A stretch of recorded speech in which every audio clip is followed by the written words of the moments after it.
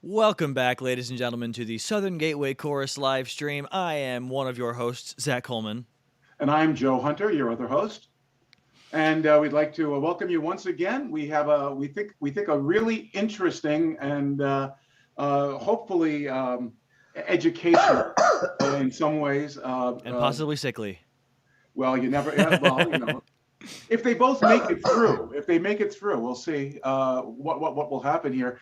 But we are, I think, incredibly fortunate, and from my standpoint, it's very privileged and just wonderful that these guys both agreed to spend some time with us. Mm-hmm. We have two of maybe the premier arrangers and also music judges Mm-hmm. Which I'm excited about. In our society, Kevin Keller, who and Tom Gentry, and they've both been doing this for a very long time, which I've known them for that very, very long time. So all three of us are can fit into the geezer category, and can reminisce way back probably to the 60s and 70s to when we first got going with this. Sure. But again, we would like to welcome them both to our feed tonight. And Kevin and Tom, welcome.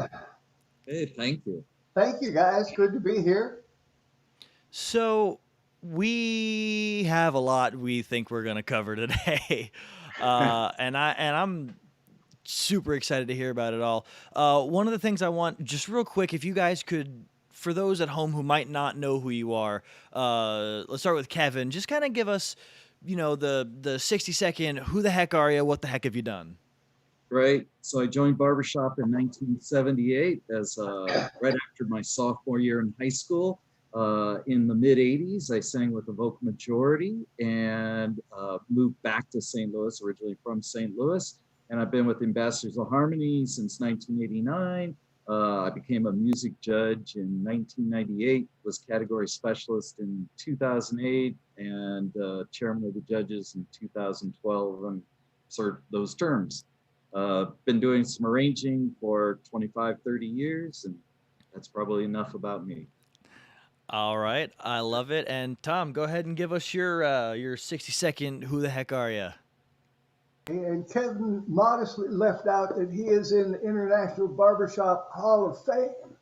So Kevin is. How do you forget that? Definitely howls with the big dogs. He does. I have been singing barbershop since high school at age 16, and actually did my first arrangement then of Happy Birthday. I couldn't figure out what to do. Happy birthday, dear. The first syllable, it escaped me. But I didn't join the society till I got out of college, which was 1969. So been a member since 69, but been singing barbershop since 63. I'm a certified music judge, was an arrangement judge, got certified in 79, so that's been a long time. Sang in one quartet in International in 82 in Pittsburgh. That's the one time I did that. Have a couple chorus international medals with Houston Tidelanders and San Diego Sun Harbor Chorus. I was music category specialist back from about 95 to 98 after David Wright got done with it. I worked at Harmony Hall for 7 years in the 80s and 90s when it was in Kenosha, and that was absolutely wonderful. Let's see. Actually make my living arranging. So I'm one of the luckiest people I'm a professional barbershopper. And barbershopper has been the love of my life, so I'm glad to be talking with you all about it. Well, go ahead, Zach. Yeah, that sounds great. I was told by Joe that having you guys on, we would have some clashing. That's why I named this one the Arranger Showdown. So what don't I know here? Yeah, well, let me go into a little bit about. First of all, again, both of these guys are guys that I've known for a very long time, and two of the most generous and talented people in the hobby. And I say generous from the standpoint of having collaborated in with both of them. as I probably described here before, I originally started in a quartet with Roger Payne, who was an arranger and also involved in the music category, and always was very collaborative in a lot of the writing that I did. Roger had a very untimely passing, and after that time, I'm not an arranger, but I still had that creative itch, and I still wanted to be able to produce material. You needed generous, wonderful, talented people like Tom and Kevin to be willing to work with me and say, I've got this stupid idea. What do you think? Can we make it happen? And these guys would actually produce incredible arrangements from it. So I've known them for a very long time.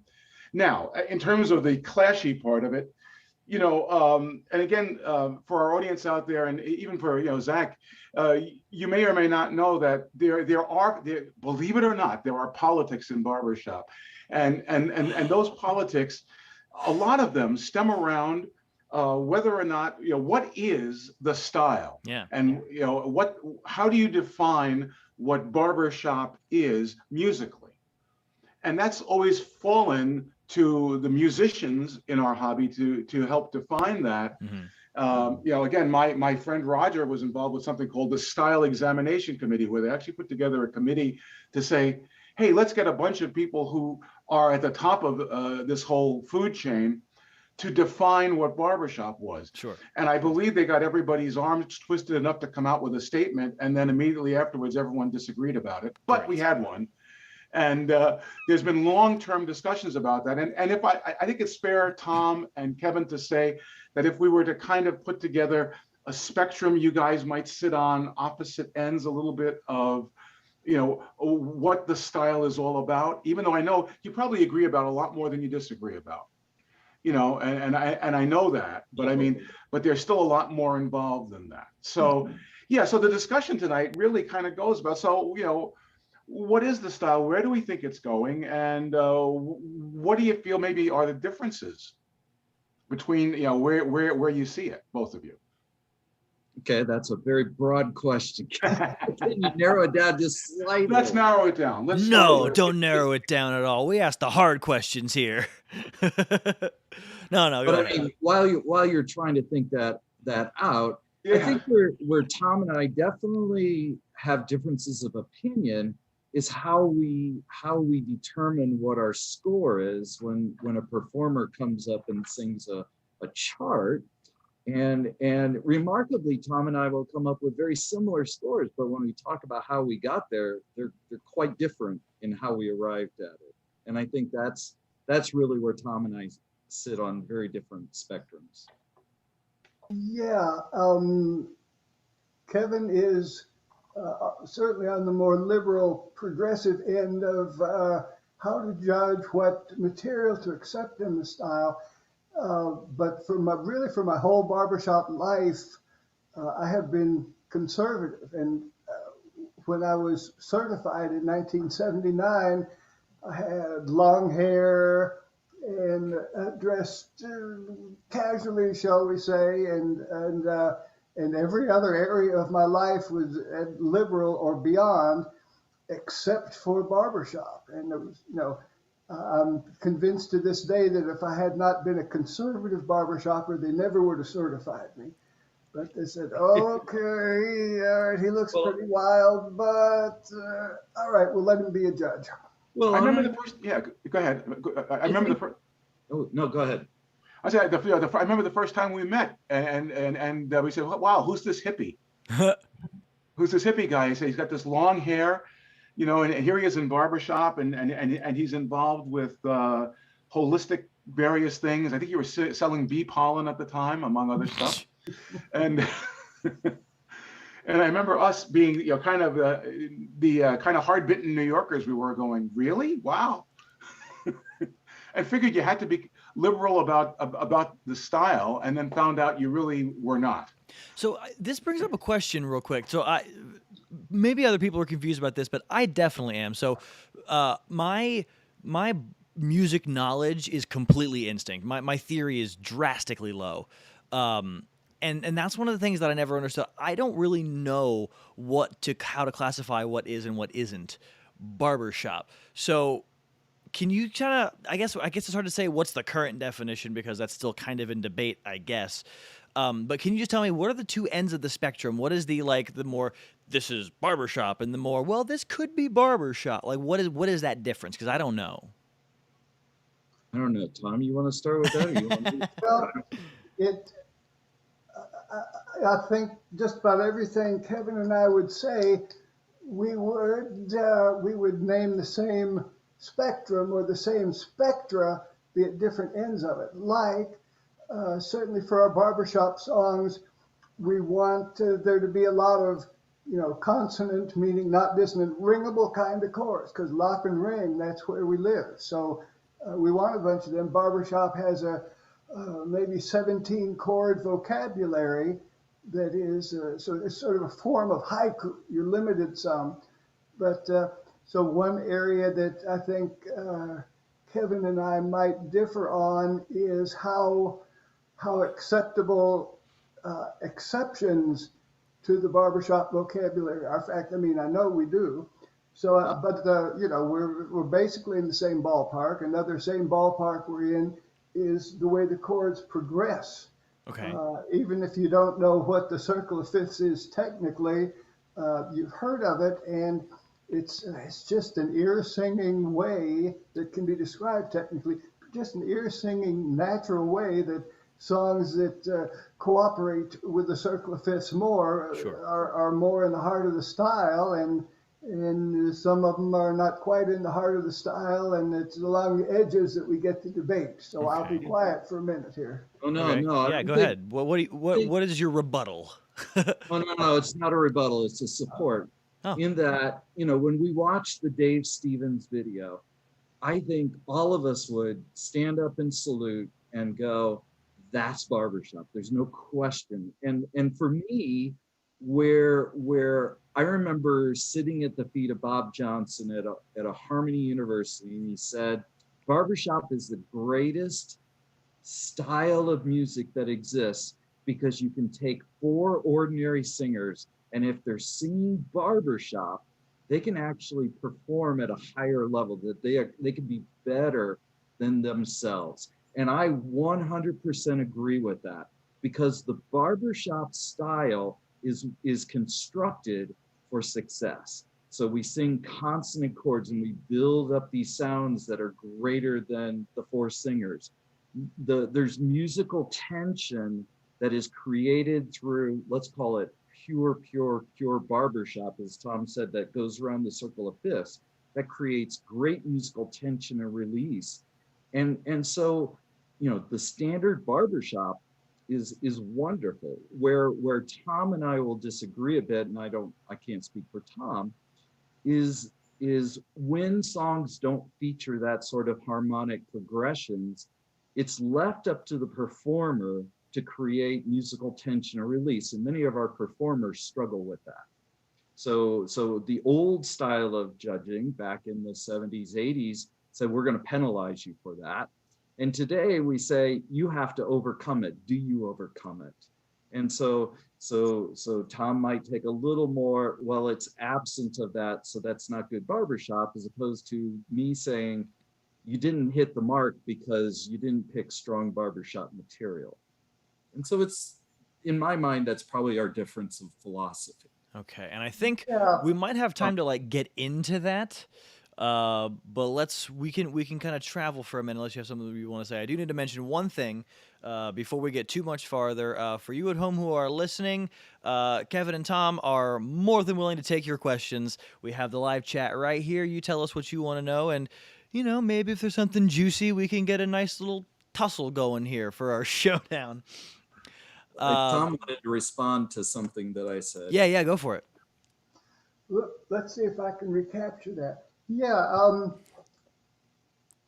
just ever since I was a kid playing sports at a little bit better than mediocre level, but not much, I always have been sort of legalistic, and these are the rules, and this is how it is. And my hobby job now is refereeing volleyball, so I carry some of that over too.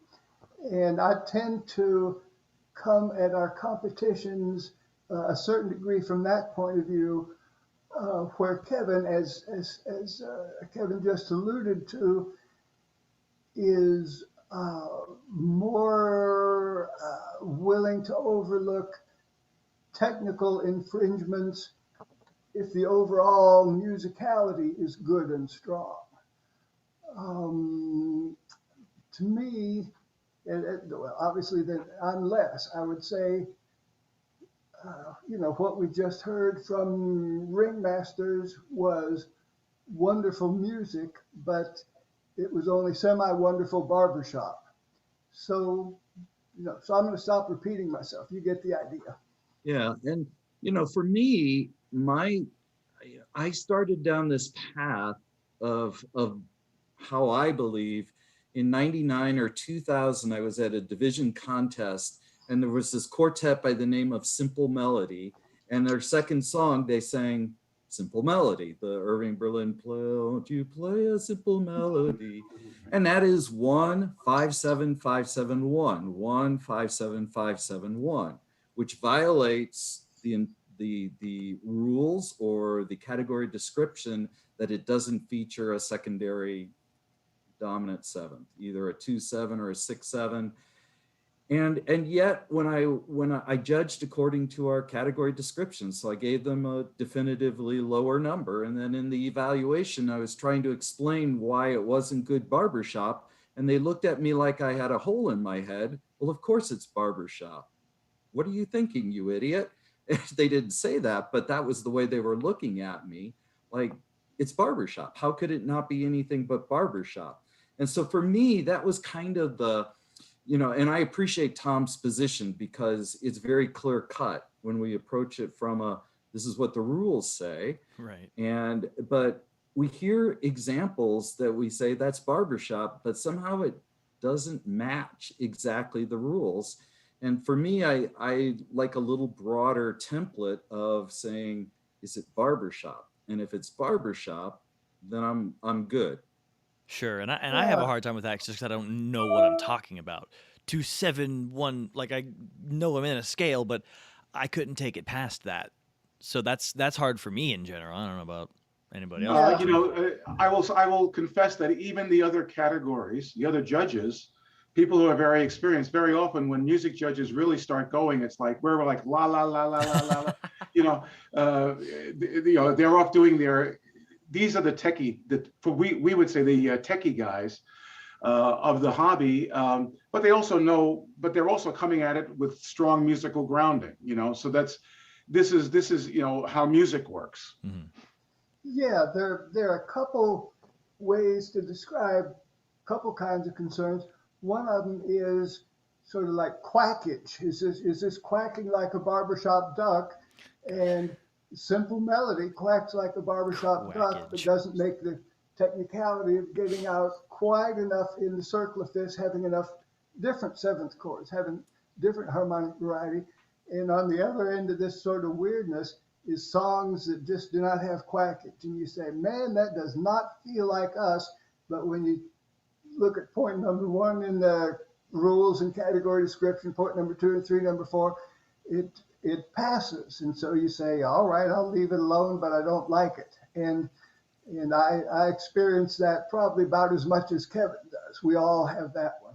Yeah, I mean, Tom and I judged one contest, which is one of my points in my timeline of appreciating, listening to Tom, learning from Tom, but not agreeing with Tom, but we're at the same score at the end of the day. And that was Glory Days sang Do Re Mi for the very first time. And Tom and I heard the debut of that. And we were sitting at opposite ends of the table. And those were in the days where you couldn't get up and talk to each other. And so it's the last song before intermission. So everybody's up out of their seats, everybody's talking about it. And I'm sitting there sweating because as our category description was written back then, didn't quite follow it all. And Tom is sweating over there and I'm going, oh, we're going to be so far off. And we were the same score, but when we talked about it later, we came from 2 completely different approaches to the score. And so I felt better about that. that we're still doing our job. It's just we kind of disagree about how the job is done. So the do re mi you're talking about is the Jackson 5 do re mi. No, no, that's ABC. That's ABC. Do a deer, a Do female. do a deer, female deer. Okay, right. The do Sound re of mi Music. from Broadway. Okay.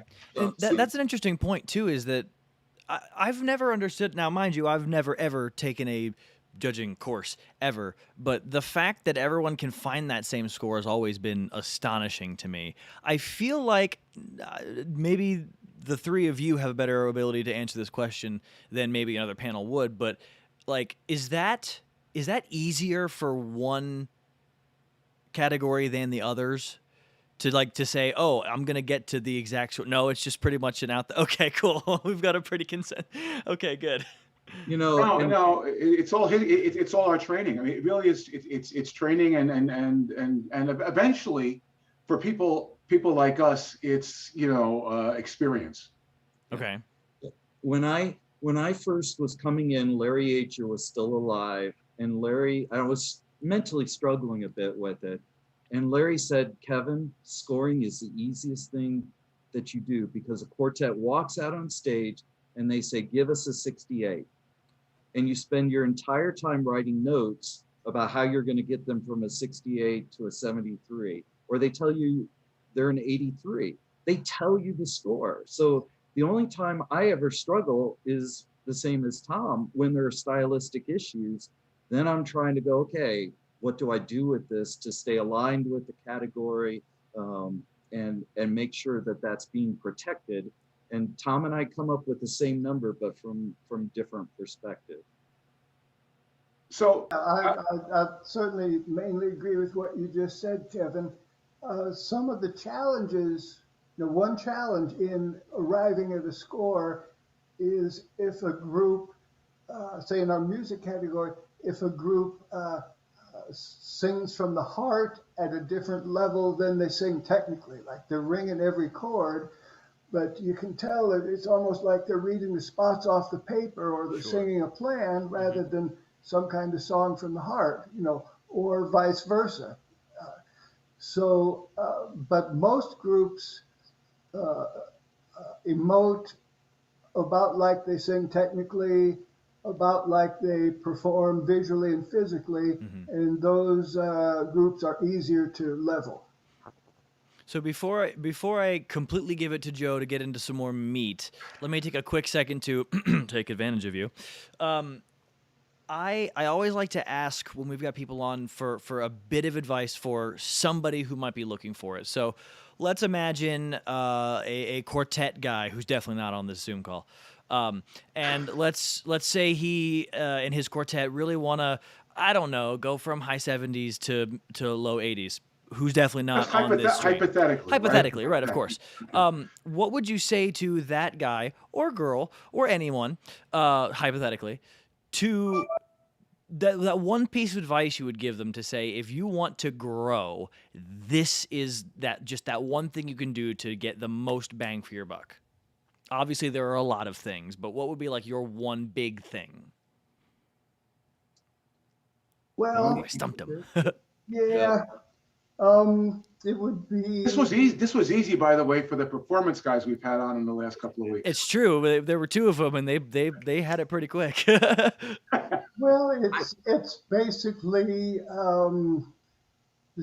sing from the heart, tell a convincing story, be for real, be vulnerable, be. Sometimes I think that entertainment is not a very good word. Now, being entertaining it's not so bad. Somebody comes into the hall and your quartet performs and they leave and they feel better when they came in, and that's nice. But I certainly would hope we hold ourselves to a higher standard of really speaking from our heart to their heart, or our gut to their gut, and being vulnerable and being for real. That's wonderful. So I'm not going to repeat that answer, but I like it. So if I were to offer a different piece of advice to this hypothetical 78 to an 83, a 78 score indicates to me that you have all the skills to sing at an 80 level, but there are so many different interferences, either in terms of the execution of the sounds or the the naturalness of the line or whatever it might be, that there's a bit of artifice that's getting in the way. So it's really being about consistent in everything that you do. You've got the skills to sing that 83, but there's barriers keeping you from singing an 83. So, what are those barriers? Gotcha. So hypothetically, sing from the heart and don't let barriers get in your way. Yeah, and to support Tom's train of thought is when you are being emotionally engaged in the music, musicality blossoms. Hmm. It's easy to be musical when it comes from emotion. When you start with a dynamic plan and you start with, we're going to sing this word this long and this word this long, that's all pure technique, and it's going to mire you in the 70s. So I completely agree with Tom. And I always tell quartets at the 80 level, you stop talking about dynamic plans, you stop talking about these technical things, and you allow the emotion to drive the musicality. And just to clarify there, you're not saying that at all levels you should not talk dynamic playing. Like if you're scoring, I don't know, low 60s, you should be like trying to do those technical things still, right? Or no? I believe in strong technique, but I also believe that when you are emotionally engaged at any quality level, dynamics are an outcome of that emotional state. So you still don't have to talk about dynamics at a low 60s level, as long, and to Tom's point about earlier, most times the levels are all consistent in all the skill levels. So if your musicality is in the low 60, chances are you're not emotionally connected at a higher level. Interesting. I like that. So hypothetically speaking, I or someone else should stop talking about dynamics. Well, for all levels, I think the story is the thing. Generally how we learn songs is we learn the notes, and then and maybe we have a dynamic plan, and then we have say keyword emphasis, like, oh, here's the word thrill, so let's punch the word thrill. But I think we would be much ahead of the game if we started with the story, if we considered ourselves master storytellers. All right, what is this about? I'm worried, I've lost my love, no, I have her back. It's a beautiful day and I'm just happy. And get that before anything else, before the notes. And then make sure, for example, that your dynamics or your dynamic plan, if you formalize it, make sure it goes with that. Make sure it happens in a storytelling way. Study some good storytellers and see how the voice rises and falls and so on, but yet don't, just copy the technique of it, but tell stories from inside of you. So before Joe interrupts and says you guys are closet performance judges, let me ground you as to why Tom and I approach it this way, but we approach it from an input perspective. In terms of the composer gives us a song, and the composer uses a concept called melodic shape. So as the urgency of the storyline rises, the melody rises. As it needs to pull back, the melody will fall down. From an arrangement perspective, we understand how embellishments suggest to the storyteller, you should do this with the storyline. And so we look at it from an input perspective. What have the composer and the arranger done for you to create and tell this wonderful story? And Joe's looking at it from an emotional, how do you connect with this story? And so we're actually working together very strongly. That is something I've noticed. We're at the output side of it. So it's pretty much the music guys are looking at the creation of it, and we're looking at the result, and it's all part of that. It's all part of that same continuum. Yeah. But by the way, Zach, I mean, what you're hearing from both of these guys is just so antithetical from what you heard the last couple of weeks, right? Yeah, oh, it's a complete different. I definitely know what that word means. That's crazy how much it's that thing that you said. Yeah, Before we go too much further, there You was can a see how well while, aligned. Go ahead, Tom. yeah. yeah, a while early on that music and performances forerunner presentation were at odds about in the early days. Like it was almost as though we're a little bit allergic to overlap in a We sense. could not use the word mood. We You, were punished if we used the word mood. Oh, yeah, they were very cross with us. And finally, music guy Steve Jamison and presentation guy Steve Plum Plum. Steve Plum. had a powwow and worked out a sort of two kinds of the same coin view of it, that music, if you think of it as radio, that music is more of the transmission. You send out something artistic, you send out something well integrated, you broadcast this, whereas presentation was more of the receiver reception kind of category. What was the impact? What mood was created? What mood did I feel? What excitement was generated? So uh, when it looked like that and looked like two sides of the same coin, we got a lot happier with each other. I Yeah, like yeah, it. yeah, Zach, you probably don't realize, but it was really, I mean, I kind of was I came in towards the tail end of that piece of the controversy, and Okay. it was pretty intense. I mean, it was intense.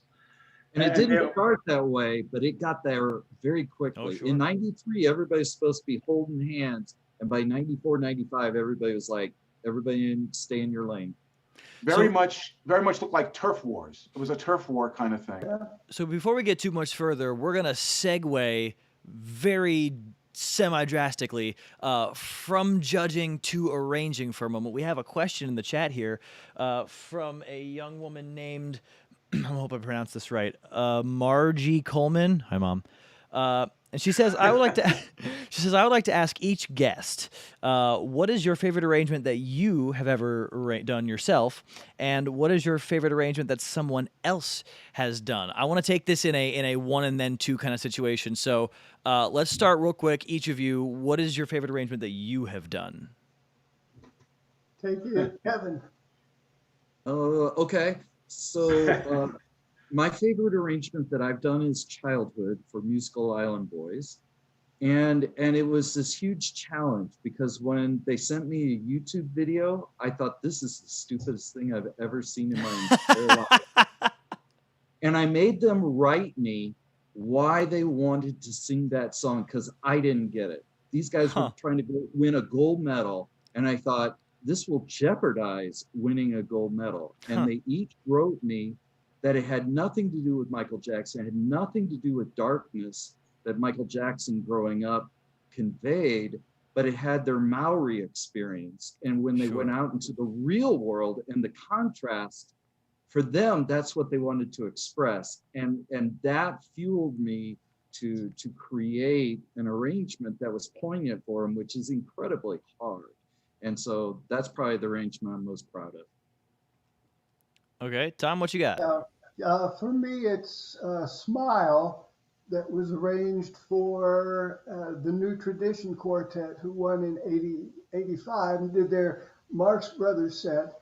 And they were interested in a Charlie Chaplin set. So baritone Bobby Gray sent me some Charlie Chaplin kind of songs. And Charlie did write Smile. So I arranged that for them. And another song that didn't go anywhere called that Charlie Chaplin Walk, kind of feet turned out thing. I will not get into the story of this at even 1% depth, but because it would eat up everything. But just the creation of it and the way my muse gave the story to me, and the way that the song had a good impact on somebody's life, just listening to that and hearing the philosophy of the song. That's real special, and a lot of barbershoppers sing it to this day, That's right. and Great that's my chart. favorite one. It also has a killer post on it. Yeah, that's right. Yeah, and I have to confess, the most famous part of the song, the tag, I did not arrange. Bobby Gray changed it, not because not because he didn't like it, but I had a softer 2 octave key of G kind of tag written, and Hello? ooh, hello, sorry about Live that. TV. No, It's no, all no, good. that means WhatsApp is calling.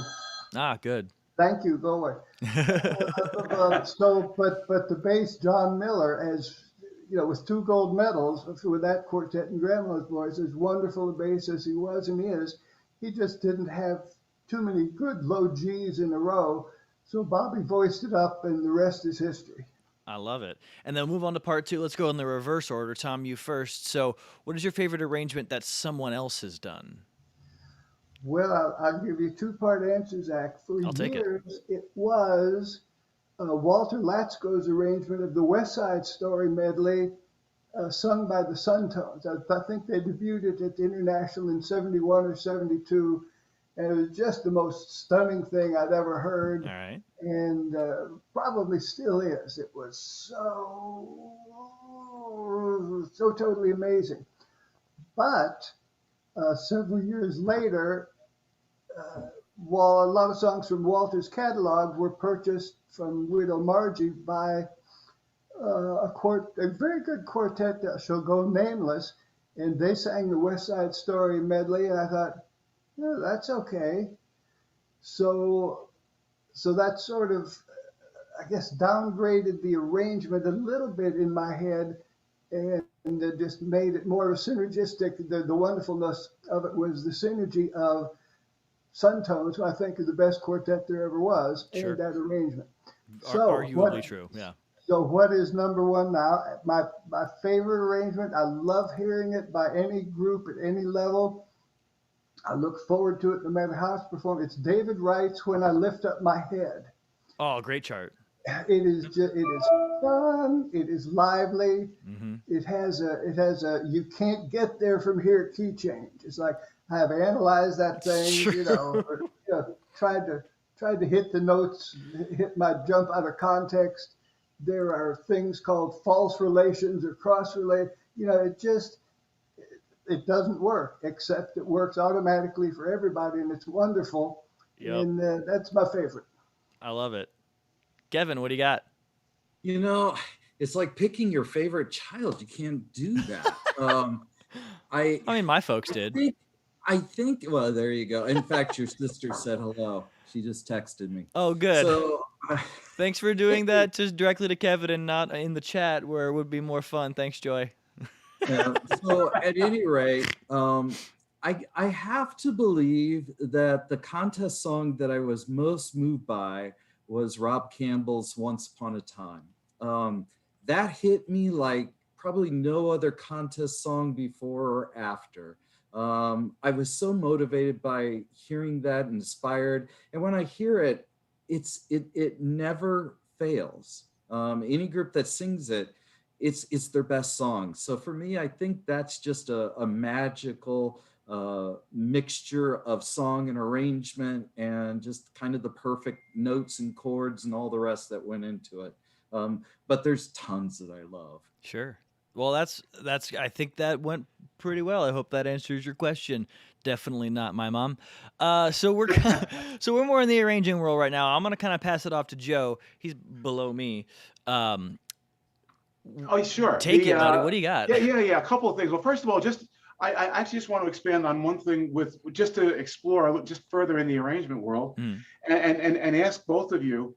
I would assume you probably know this. What's your most sung arrangement? Do you know? I'll start while Tom thinks about it. So "Come Fly With Me." Yep, I like to joke. I like to joke that put my 2 girls through college and paid for 2 weddings. That That chart was a drinking game for a while, wasn't it? Yeah, probably. Yeah. And the most ironic thing is arrangers get this. Hey, do you have anything in your backlog that nobody is singing? And I would say, yeah, come fly with me. And they go, not interested. And this was back in 99. I arranged it in 99 and it debuted in 2004. Nobody sang it until 2004. Wow. So you had no clue that it was going to become this ubiquitous kind of thing.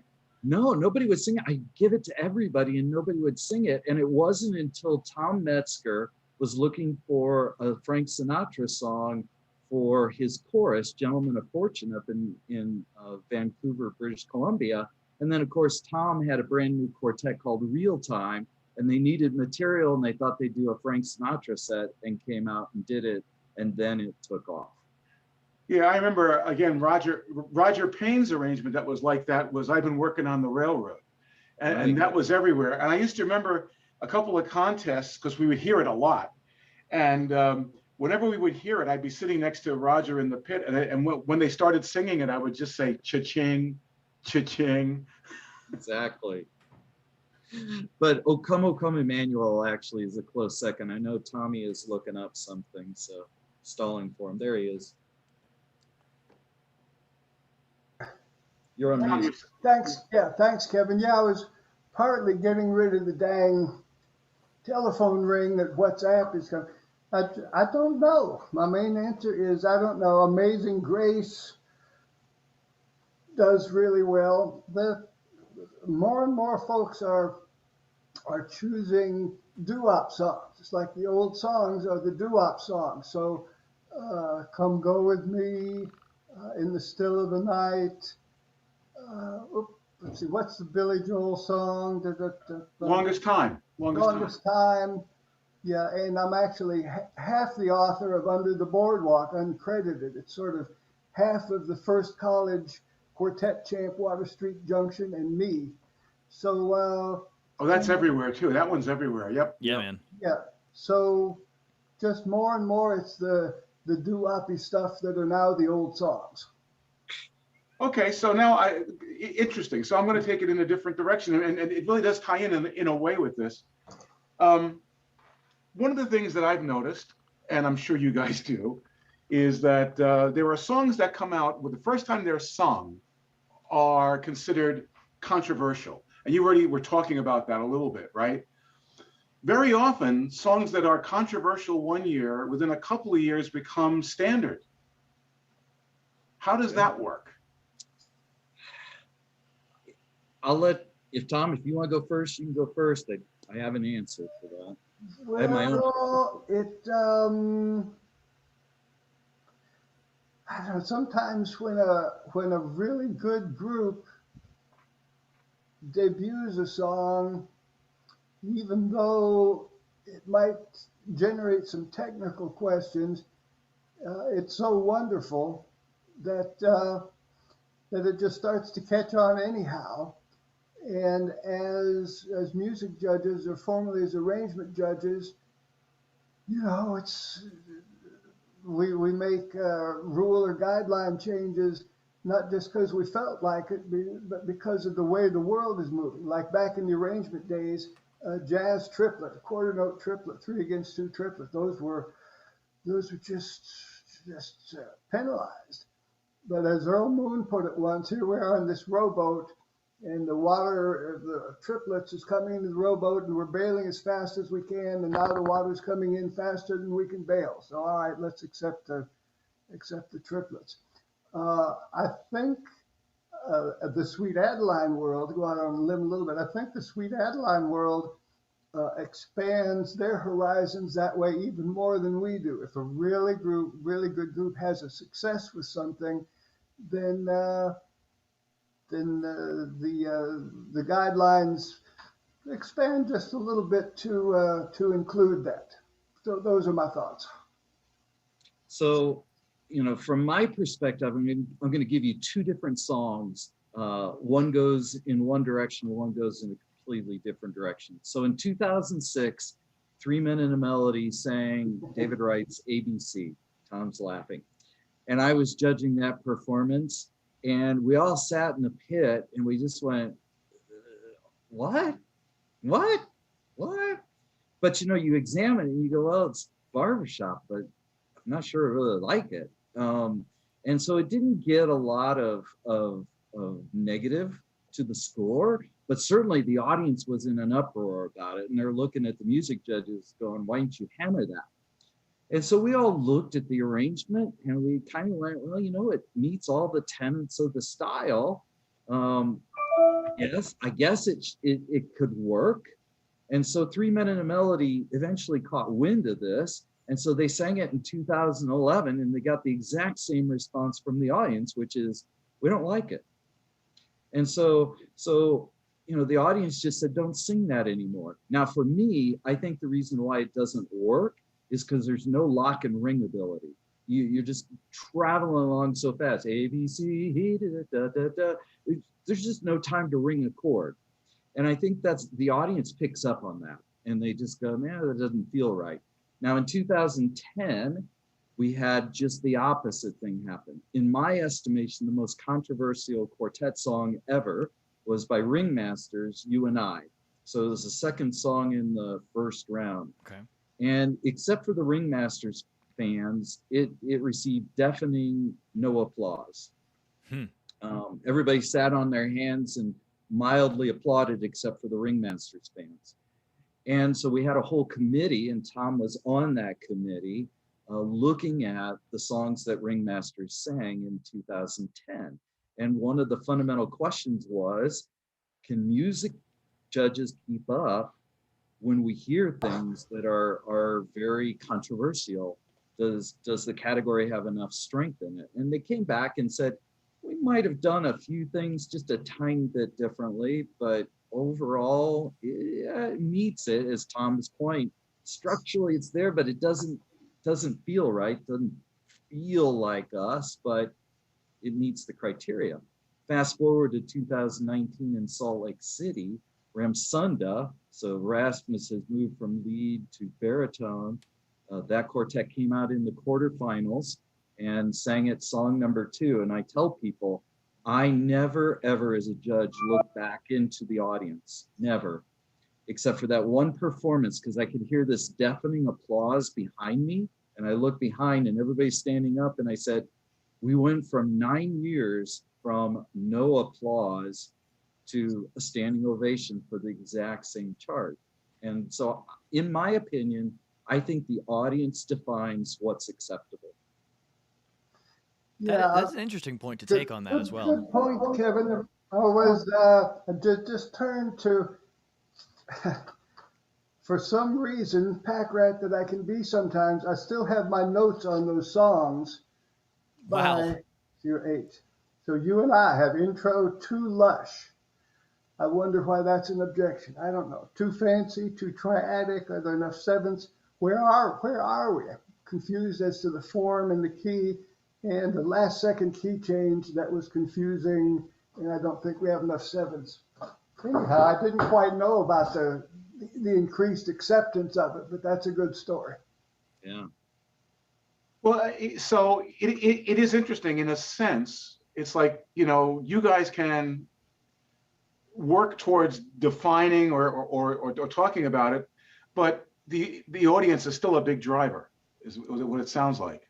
Yeah, and I've done this whole history on the judging system, and it's important to note that in the timeline after Bob Johnson joined the Harmony Hall staff, he took over everything. So he took over contests and judging, he took over music publications, took over everything that controlled how we defined the barbershop style. It all went through Harmony Hall.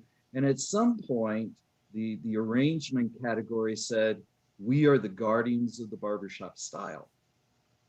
And everybody looked to the arrangement judges to define, this is barbershop, this is not barbershop.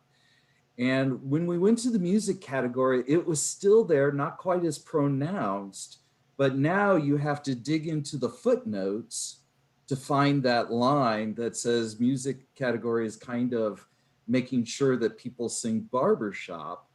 Because I think to Tom's point, we've kind of taken the view that it's impossible to judge everything and to play whack-a-mole, and rather have some basic constructs that if it violates the basic constructs, we have real issues. And if it violates ticky-tacky things, then we'll kind of factor that in. But for me, I think the audience is really the final arbiter of the style. Yeah, there's a lot to that.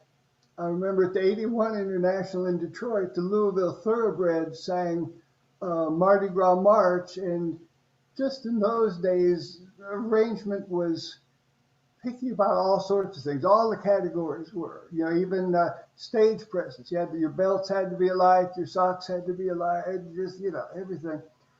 So the form of Mardi Gras March just is not exactly what works out for arrangement judges, but it got good scores anyhow. And I think this happened on the theory that we need to figure out who won the contest, and then we need to make sure they get the most points.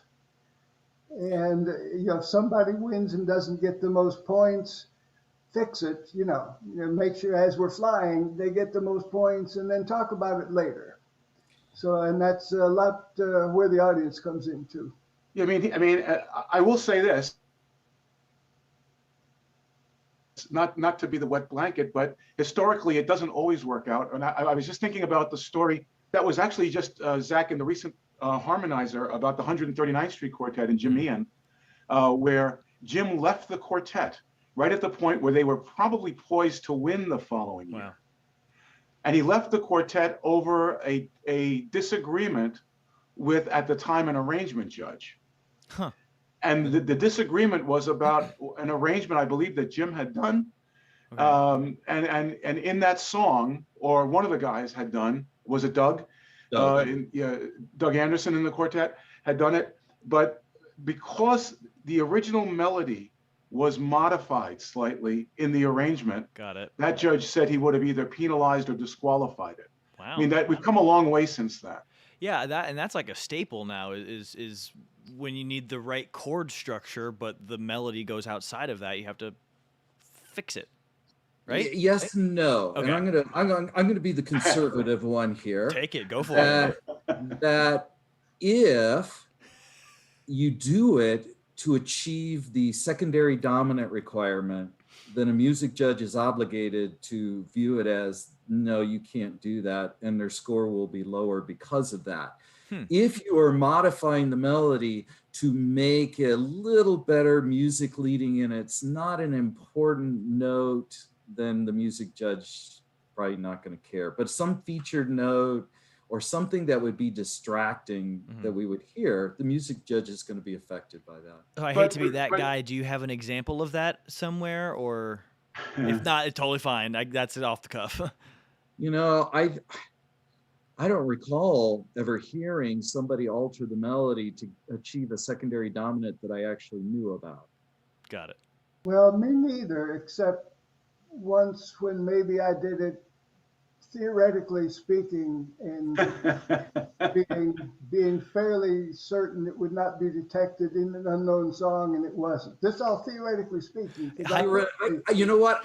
I've actually done it too. So there's a hypothetically you may have. Oh, done good. it. Now we're getting down to the dirt, Zach. Let's just do it. So I did a song for Cheers, "Make Them Hear You," and it comes from the musical Ragtime, and the melody goes, "Make them hear you," and I think I altered it so it inverted, "Make them hear you." I don't remember exactly what I did, but I remembered I just switched the melody notes so that it would feature the secondary dominant clearly.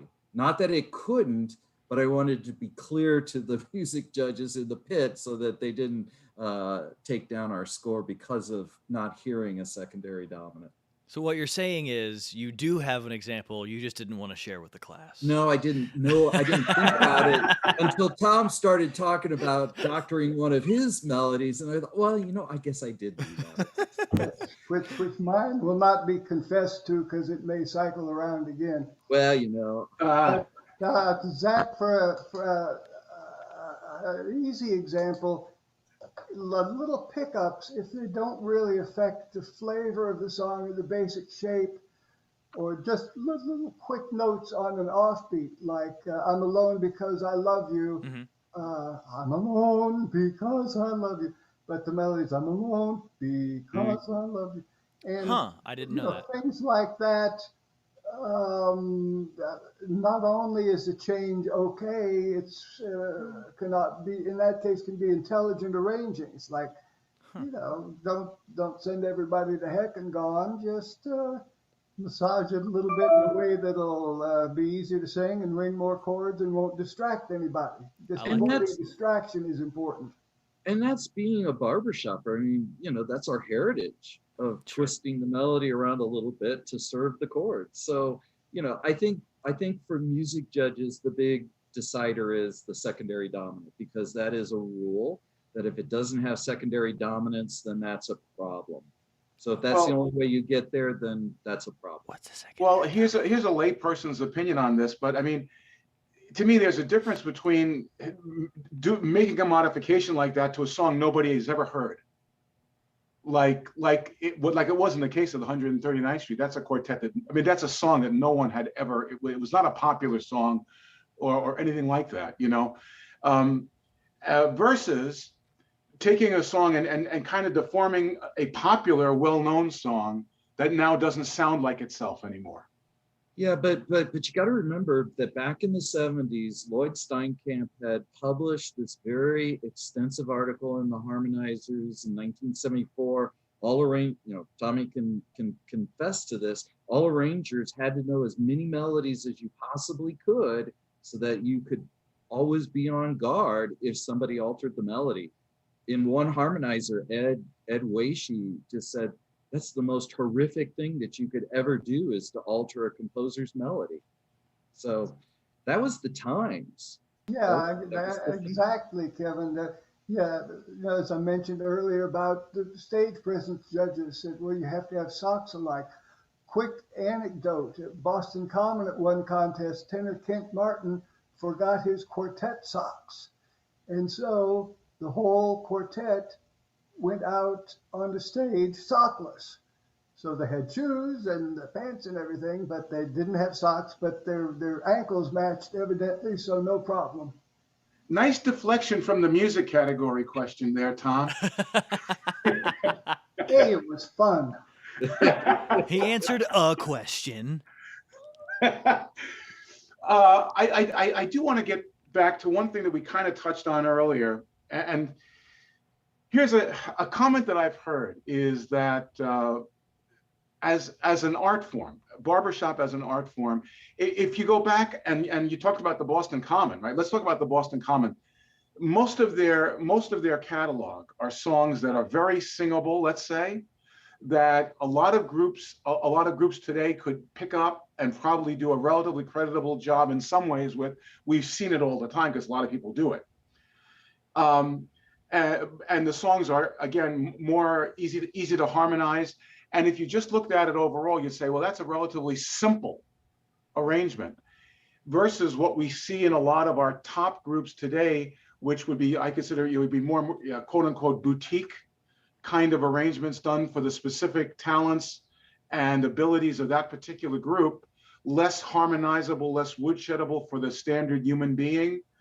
And so I've heard people say, well, barbershop's kind of in its Baroque period right now, because stuff has gotten more involved. It has gotten more that the material, if you just looked at what an arrangement back in 1980 was versus what an arrangement is in 2020, you would see something today that's a lot more arranger driven, a lot more specific to a performer, and a lot more ornate. Yeah, Joe, it's I think it's just a sign of the times. It's not just in the barbershop world, but it's a kind of high, flashy, sort of better said, high. It's a high stimulation, quick Right. rate of change kind of era we live in. You see TV shows and movies, scenes shift quicker, more handheld cameras than on a tripod. So So stuff is changing all the time. Shorter attention spans have been alleged due to video. There are all sorts of things, but it's just we're in a little, maybe more in a little more of a kind of stimulaholic period now, and barbershop arrangements are cooperating with their era, with our era. Yeah, I'd like to add, I don't disagree with Tom at all. I completely agree. But I think that the cause was not the 1993 change from arrangement to music. I think the cause was the elimination of time penalties. Because an arranger, and there's nothing different between the arrangers of the 70s, 80s, and the arrangers of today when it comes to how we treat the first chorus. An arranger is not going to put in bells and whistles in the first chorus because there's nowhere to go. It's too ornate. But now without time penalties, I can visit new material and new ideas and embellish upon those ideas and develop something that's quite ornate. When you look at an Aaron Dale chart, who can get very boutique or Baroque or whatever you want to call it, you look at his first chorus, it's pretty simple, at least in its embellishment. And so I think for me, the reason why the style has evolved so quickly is because arrangers can explore new ideas. And we're excited by exploring new ideas and talents that can execute those ideas. So I think that's in large part why we've seen what we've seen. But I agree with Tom. Everything evolves. And I agree with Kevin. And I think you all will find it interesting to hear how that time change came about. There was a meeting in the late 80s or early 90s. Ken Buckner chaired it. He was working at Harmony Hall. I was working at Harmony Hall. And there were various administrators there, and just about half a dozen folks, maybe 8 or 5, and we're thinking, all right, well, the purpose of the meeting was, are we going to get rid of time penalties? And the group agreed very readily that and they were at that time, they were for between 4 and 6 minutes of actual singing time, and the group agreed readily that the minimum 4 minutes that could go. It's like, hey, if a group thinks they can make 2 solid music whole with the W whole impressions in under 4 minutes, fine, do it. But 6 minutes, there was dragging of knuckles and wailing and gnashing of teeth, and Buckner just would not give up. He would not give up. And I was on his side. So finally, someone had this handout of various times of songs. And I said, now, do you mean to tell me that the Boston Common couldn't sing such and such at 3 minutes and 15 seconds and such at 3 minutes and 20 seconds, that there'd be something about that would violate the barbershop style, that would put us in danger? Why can't they do that? Come on, get off it. And then they finally said, all right, we give up, which, I was a catalyst there. Mainly it was Buckner. I don't want to misrepresent that at all. He was not going to let go. But that was the meeting where that happened. And, since then we've had interesting things. We couldn't have had Stormfront doing Light-a-Rose, Will I Ever Tell You? But Stormfront doing anything.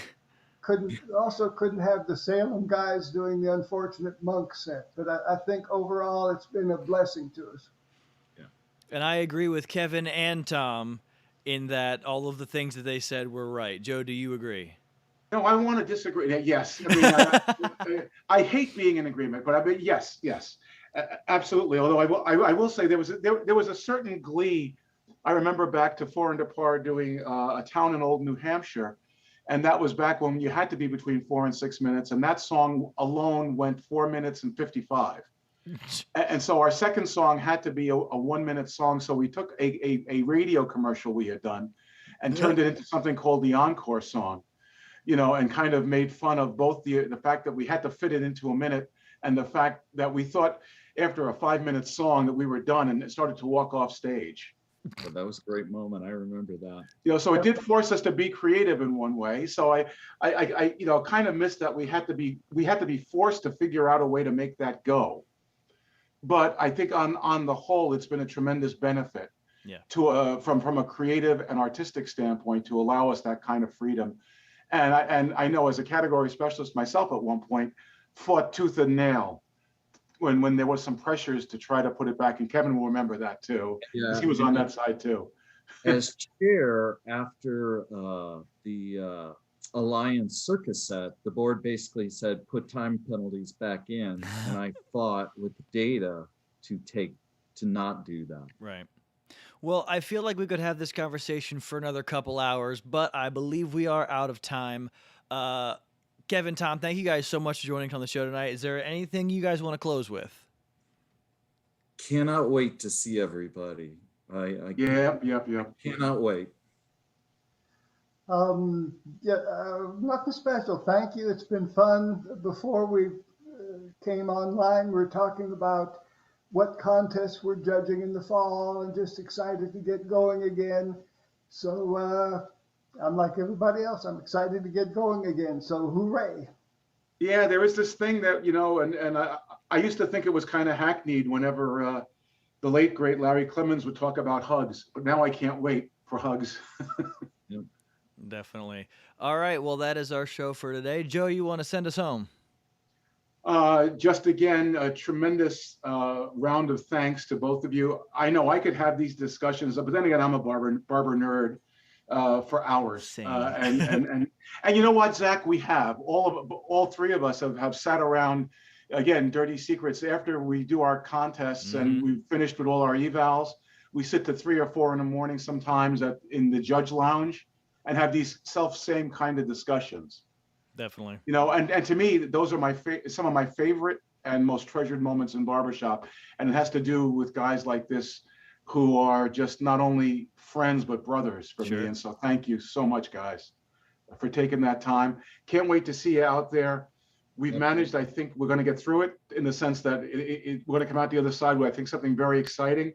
And hopefully we can do it in a way that we've learned just how important the fraternity, the community is for everybody. And that if we can hold that feeling as we go into the season. Amen, Brother Joe. But that is our show for the week. I am Zach Coleman. And I'm Joe Hunter. And we will see you all next week on behalf of the Southern Gateway Chorus. Take care. Bye-bye.